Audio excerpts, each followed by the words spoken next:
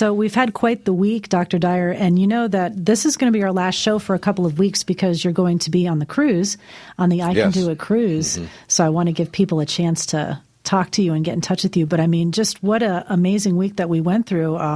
So many ups and downs and people feeling very emotional about Michael Jackson. And you were telling me before the show that you had actually spent some time with him. You're going to relate your experience. Yes, I wanted to speak just a little bit about Michael, just a few minutes. Michael was... he was one of the. I heard Deepak, who Deepak and I've been talking every day for the last week or so because of some health concerns that I have, and he was saying on CNN that Michael was probably the most spiritual man he had ever met, and I can attest to that as well. He called me up one day back in 1991 after I had written a book called Real Magic, and asked me if I would like to come out and bring my family, which is, a whole plane load. So all 8 of my children went with me and my wife.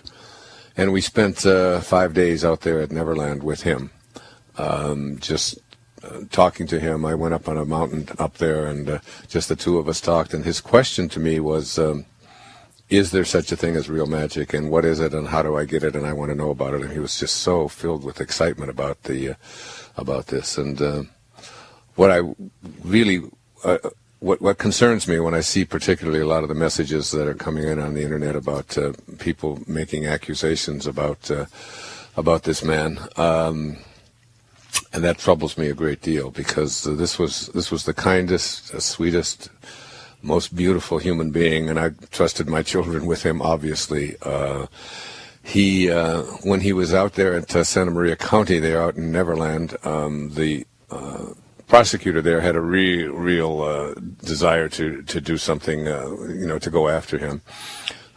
They had I think the statistics were that they have 76 police cars in that county, and they sent 74 of them out to his ranch to go through and look for evidence to support these accusations that were being made by a woman who had made a career out of going after celebrities and so on and trying to make money.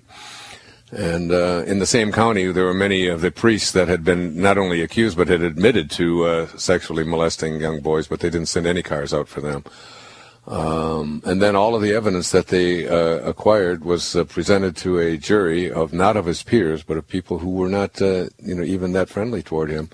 And they voted 12-0 to acquit him on every single charge. So I know for absolute certain that this is a man who could never have done anything that would be harmful to anyone. He was very much of a child himself. He was as kind and decent and spiritual a human being as I'd ever had the pleasure of spending any time with.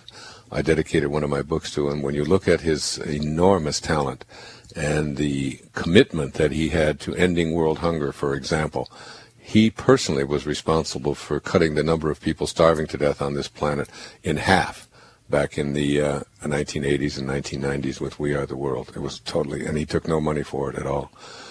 When I spent the time out there at the ranch, the whole thing was organized around children who were handicapped in one way. The theater that they had out there, the entire amusement park, all of it was set up so that children who were hospitalized and in beds and sick and on crutches and so on could come there and experience the joy of what it meant to be a child.